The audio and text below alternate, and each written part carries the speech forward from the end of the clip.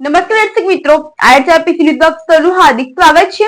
હું છું આપની જાની મકવાણા। તો સર કરતા પહેલા નજર કરીએ મુખ્ય સમાચાર પર। ભરૂચ જિલ્લામાં દૂધધારા ડેરીની ચૂંટણીમાં ભાજપના દિગ્ગજો આમને સામને। ચૂંટણી જંગમાં 14 ઉમેદવારો સામસામે। આમોદમાં બિસ્માર રસ્તા સાથે ખુલ્લી ગટરો પણ હવે જોખમકારક। શાળાએ જતા બાળકો માટે ખુલ્લી ગટરો જોખમી હોવાના આક્ષેપ। કૃત્રિમ કુંડમાં વિસર્જન કરેલી શ્રીજીની પ્રતિમાઓનું વૈજ્ઞાનિક ઢબે નિકાલ કરાયો। ભરૂચમાં પાલિકાના સભાખંડમાં સશક્તિકરણ સેમિનાર મહિલા પીએસઆઈ વૈશાલી આહિરની ઉપસ્થિતિમાં યોજાયો। આરોપીના પોતાના એક પારિવારિક મિત્ર એવા રાજનાથ પારસનાથ શુક્લા પાસે બરોડાના બેંક હસ્તક એક મિલકત નહીં જેવી કિંમતે મળી શકે તેમ છે અને તેમાં સારો એવો નફો થઈ શકે તેમ જણાવી 1 કરોડની માંગણી કરી હતી। બંને વચ્ચે પારિવારિક ગાઢ સંબંધો હોય વિશ્વાસમાં આવી જઈ રાજનાથ શુક્લાએ પોતાની પુત્ર તેમજ પોતાના બેંક ખાતાઓ મારફતે કુલ 99 લાખ હસ્તીસિંહ રાજપૂતનાઓને આપ્યા હતા। ત્યારબાદ કોઈને કોઈ કારણોસર આગળ નફા સહિતની રકમો આપવા માટે ગલ્લા તલ્લા કરવા માંડ્યો હતો। દરમિયાન કોરોનામાં લોકડાઉન દરમિયાન પણ હસ્તીસિંહ રાજપુરોહિતના દેશમાં ગૃહમંત્રી અમિત શાહના બોગસ લેટર હેડનો પણ દુરુપયોગ કરવાનો ગુનો સંબંધે પોલીસના હાથે ઝડપાઈ જતા રાજનાથ શુક્લાને શંકા જતા તેઓએ પણ પોતે આપેલી રકમ 99 લાખ પરત આપી દેવા જણાવ્યું હતું। ત્યારબાદ આરોપીએ 11 લાખનો ચેક આપ્યો હતો જે ફરિયાદીએ બેંકમાં વટાવા નાખતા તે બેંક દ્વારા નકારી દેવામાં આવ્યો હતો અને કારણે એ દર્શાવ્યું હતું કે ચેક આપનારે આ ચેકનું પેમેન્ટ સ્ટોપ કરાવવાનું જણાવ્યું છે। આ અંગે ફરિયાદીએ આરોપીને ચેક પરત આપી રકમ ચૂકવવા જણાવતા તે ગલ્લા તલ્લા કરતા છેવટે ફરિયાદી પ્રિયા રાજનાથ શુક્લાએ પણ નેગોશિએમ ઇન્સ્ટિટ્યૂટ એક્ટની કલમ એટલે કે ચેક બાઉન્સનો કેસ દાખલ કર્યો હતો। જંકલેશ્વરના એડિશનલ ચીફ જ્યુડિશિયલ મેજિસ્ટ્રેટની કોર્ટ સમક્ષ ચાલી જતા ફરિયાદી પક્ષે વકીલની લાંબી દલીલને અંતે નામદાર કોર્ટે આરોપીને કસૂરવાર ઠેરવી 2 વર્ષની સજા ફટકારી હતી તેમજ ચેકની રકમ 11 લાખ વળતર પેટે 60 દિવસની મર્યાદામાં કોર્ટમાં જમા કરાવવા આદેશ જારી કરતા આ ચુકાદાથી ચકચાર મચી જવા પામ્યો છે। ભરૂચ દૂધધારા ડેરીની ચૂંટણીમાં છેલ્લા ઘણા સમયથી ઘનશ્યામ પટેલ ચેરમેન તરીકે રહ્યા છે અને ઘણી વખત તેઓ બિનહરીફ રહ્યા છે। પ્રથમ વખત દૂધધારા ડેરીની ચૂંટણીમાં ભાજપના જ વાગરાના ધારાસભ્ય અને ભાજપના જ નેતા પ્રકાશ દેસાઈએ પોતાની પેનલને ચૂંટણી જંગમાં ઉતારી છે અને તેઓએ પણ પોતાના 15 ઉમેદવારોને ચૂંટણી જંગમાં ઉતારતા દૂધધારા ડેરીના ચેરમેનના પણ 15 ઉમેદવારો જેઓ પણ 12 મેન્ડેટ ભાજપ પ્રદેશ તરફથી અપાયા છે અને પ્રકાશ દેસાઈને ભાજપે મેન્ડેટ આપ્યું હોય જેથી ઘનશ્યામ પટેલે પણ તેની સામેના હરીફ ઉમેદવારનું ફોર્મ ખેંચાવીને તેઓને બિનહરીફ કર્યા હોય છતાંય પ્રકાશ દેસાઈએ ઘનશ્યામ પટેલ સામે મોરચો માંડ્યો હોય તેમ પોતાની પેનલને પણ ચૂંટણી જંગમાં યથાવત રાખી ઉમેદવારી ફોર્મ ન ખેંચતા આખરે ભાજપમાં પણ ગંભીર પ્રકારના વિખવાદો ઊભા થયા હોય તેવું સ્પષ્ટપણે ફલિત થઈ રહ્યું છે। 19મીએ દૂધધારા ડેરીની ચૂંટણી માટે 29 ઉમેદવારો માટે ચૂંટણી જંગ જામનાર છે જેને લઈ ભાજપના બંને દિગ્ગજ નેતા પોતાની પેનલના ઉમેદવારોને જીતાડવા માટે સામ દામ દંડ અને એડી ચોટીનું જોર લગાવવાના પ્રયાસો કરી આખરે ચૂંટણીને રસપ્રદ બનાવી રહ્યા છે। ચૂંટણીમાં ભાજપે આપેલા મેન્ડેટના ઉમેદવારો પરાજિત થાય તો પ્રદેશ ભાજપનું શું કાર્યવાહી કરશે કારણ કે અમૂલ ડેરીની ચૂંટણીમાં ભાજપ વિરોધી ઉમેદવારી કરનારા ભાજપના જ નેતાઓને સસ્પેન્ડ કરવામાં આવ્યા છે પરંતુ ભરૂચમાં 3 મેન્ડેટ સિવાય બીજા 12 ઉમેદવારો ભાજપના મેન્ડેટની વિરુદ્ધ ભાજપના જ નેતાઓએ ઊભા કરેલા હોય તેવો આક્ષેપ થયો છે જેના પગલે દૂધધારા ડેરીની ચૂંટણીમાં કિસ્મે કિતના હે દમ તે આવનાર સમયમાં ખુલ્લું પડી જશે। ભરૂચ શહેરના ભોલા વિસ્તારમાં આવેલી અને 16 વર્ષથી સતત પ્રયત્નશીલ રહેતી લક્ષ્મીનારાયણ દેવ કોલેજ ફાર્મસી દ્વારા વિદ્યાર્થીનીઓ માટે 10/9/2025ના રોજ પીએસઆઈ વૈશાલી આહિર મહિલા પોલીસ દ્વારા મહિલાઓને લગતા વિવિધ કાયદાઓની મહિલાઓની સેફટી અને સાયબર ક્રાઇમ અવેરનેસ ઉપર કાર્યક્રમ યોજ્યો હતો જેમાં પીએસઆઈ વૈશાલી આહિર કોન્સ્ટેબલ જસવંતભાઈ તથા વુમન કોન્સ્ટેબલ હિનાબેન દલસનિયા તેમજ હેતલબેન પ્રજાપતિ દ્વારા માર્ગદર્શન પૂરું પાડવામાં આવ્યું હતું। તે બદલ લક્ષ્મી નારાયણ દેવ કોલેજ ફાર્મસીના સ્ટાફગણ તથા પ્રિન્સિપલ તથા મેનેજમેન્ટનો આભાર પણ વ્યક્ત કરાયો હતો। આ જાગૃતિ કાર્યક્રમથી વિદ્યાર્થીઓ અને ઉપસ્થિત સૌમાં કાનૂની જાગૃતિ તથા સુરક્ષા અને સુરક્ષિત જીવન જીવવા માટેની પ્રેરણા પ્રાપ્ત થઈ હતી। ભરૂચ શહેરમાં આ વર્ષે ગણેશ ઉત્સવની ઉજવણી ભક્તિભાવ સાથે કરવામાં આવી હતી.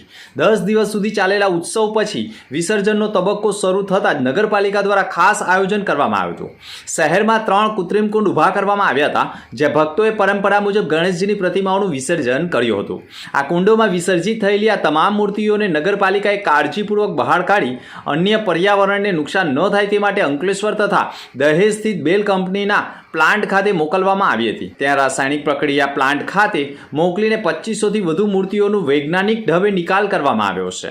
નગરપાલિકા ચીફ ઓફિસર હરેશ અગ્રવાલે પણ કહ્યું હતું કે અમે દર વર્ષે લોકોને પર્યાવરણ મિત્ર માટીની મૂર્તિઓ સ્થાપવા અપીલ કરીએ છીએ. આ વર્ષે આશરે 30% ભક્તોએ માટીની પ્રતિમાનું સ્થાપન કર્યું હતું, જ્યારે 70% લોકોએ પ્લાસ્ટર ઓફ પેરિસની મૂર્તિઓની સ્થાપના કરી હતી. પ્લાસ્ટર ઓફ પેરિસ પર્યાવરણને નુકસાન પહોંચાડે છે, તેથી આવતા વર્ષોમાં વધુમાં વધુ ભક્તો માટીની મૂર્તિની સ્થાપના કરે તેવી અપેક્ષાઓ વ્યક્ત કરી હતી. ભરૂચ નગરપાલિકા દ્વારા બનાવાયેલા કૃત્રિમ કુંડમાં વિસર્જન થતાં નદી તળાવમાં પ્રદૂષણ ઘટ્યું છે. સાથે સાથે મૂર્તિઓનો કચરો પાણીમાં ફેલાઈ ન જાય તે માટે પણ સુચારુ વ્યવસ્થા કરવામાં આવ્યું છે. નગરપાલિકાને ખાસ ટીમ બનાવીને વિસર્જન થયેલી મૂર્તિઓને ભક્તોની આસ્થા જળવાઈ રહે તે હેતુથી કાળજીપૂર્વક બહાર કાઢી બેલ કંપની સુધી પહોંચાડવાની કામગીરી કરી રહી છે. ગાંધીનગર ખાતે શિક્ષણ મંત્રી તથા આદિજાતિ મંત્રી ડોક્ટર કુબેર ડિંડોર તથા જીતેન્દ્ર ચૌધરી, ડોક્ટર પ્રતિભા ચૌધરી, ડોક્ટર નીલ ચૌધરી અને ભૂમિલ અણિયાળવાના વરદ હસ્તે જયશ્રી ચૌધરીની છીલુગરી નવલકથાનું વિમોચન કરવામાં આવ્યું હતું. જયશ્રી ચૌધરી અંકલેશ્વરની Shri Thakor Patel arts and commerce college અંકલેશ્વરના એસોસિએટ છે અને નવલકથાને ઘડવા માટે લેખિકાના સાહિત્યિક ગુરુ ડૉક્ટર G.K. નંદાએ પણ કડક પરીક્ષણ કર્યું હતું.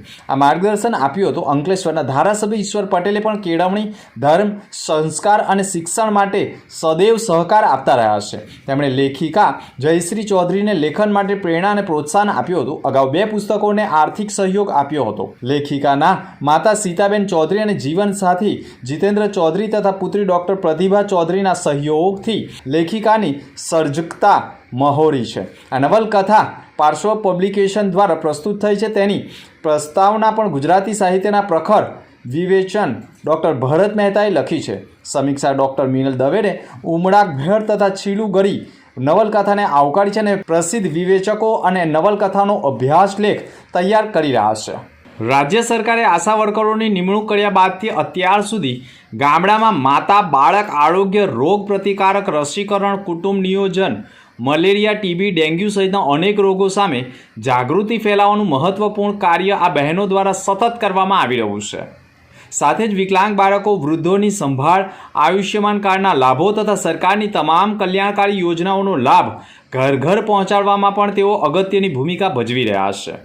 સર્વિસનો વ્યાપ 24 કલાક હોવા છતાં હાલમાં આશા વર્કરોને માત્ર વાઉચર પદ્ધતિથી 2000 રૂપિયા માસિક વેતન અપાઈ રહ્યું છે, જે આજની મોંઘવારીના યુગમાં પૂરતું ન હોવાનું બહેનો દ્વારા સ્પષ્ટ કરાયું છે.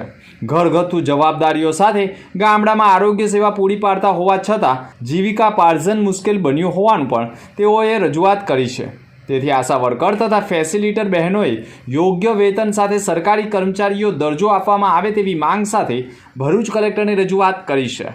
મારું નામ નૈનાબેન સુરેન્દ્રસિંહ કોસામિયા છે. હું કરા પીએસસી વાલિયા તાલુકાના કરા ગામના કરા પીએસસી ગામમાં આશા વર્કર તરીકે કામ બજાવું છું અને અમારે સરકારશ્રીને અમે આવેદનપત્ર આપવા આવ્યા છે કલેક્ટરશ્રીને અને અમારું આવેદનપત્ર સ્વીકારે અને સરકારશ્રીને એક જ અરજ છે કે અમારું વેતન વધારે, અમારો પગાર ફિક્સ કરે અને અમારી કામગીરી જે છે એ કામગીરી અમે કરીએ જ છીએ તો તેનું વેતન અમને આપે, કાયમી ધોરણે અમને કરે. એ જ અમારી સરકારશ્રીને અરજ છે, અપેક્ષા છે. આમોદ નગરપાલિકાની બેદરકારી ફરી એકવાર ખુલ્લી પડી છે. નેશનલ હાઈવે 64ના સર્વિસ રોડ ઉપર છેલ્લા 15 દિવસથી 10 થી 15 ફૂટ ઊંડો ખાડાઓ એટલે કે ગટરો ખોદાઈ ગઈ છે. આ ગટરમાં ભૂગર્ભ ગટરના પાણી ભરાયેલા છે, છતાંય નગરપાલિકા દ્વારા આજ દિન સુધી કોઈ જ પ્રકારની કાર્યવાહી કે બેરિકેટેડ કે સેફટી બોર્ડ કે લાઇટિંગની વ્યવસ્થા કરાઈ નથી. આ માર્ગ પરથી દરરોજ સેંકડો વાહન ચાલકો, શાળા જતા બાળકો તથા સામૂહિક આરોગ્ય કેન્દ્ર તરફ જવાના રસ્તાઓ છે અને દર્દીઓ જીવના જોખમે પણ પસાર થાય છે. જનતા તરફથી અનેકવાર રજૂઆત છતાંય નગરપાલિકાનું તંત્ર માત્ર એક જ જવાબ આપે છે, થઈ જશે, કરી આપીશું. પરંતુ હકીકતમાં આજ દિન સુધી કોઈ જ કાર્યવાહી થઈ ન હોવાનો આક્ષેપ થયો છે. આ પ્રશ્ન માત્ર એક ખાડાનો નથી, પરંતુ સમગ્ર નગરપાલિકાની ગંભીર નિંદ્રા અને બેદરકારીનો પુરાવો છે. જાહેર જનતાના જીવ સાથે મજાક કરતા અધિકારીઓ સામે કડક પગલાં લેવાય તેવી માંગ ઉઠી ગઈ છે. અન્ય મુખ્ય સમાચાર પર ફરી એક નજર.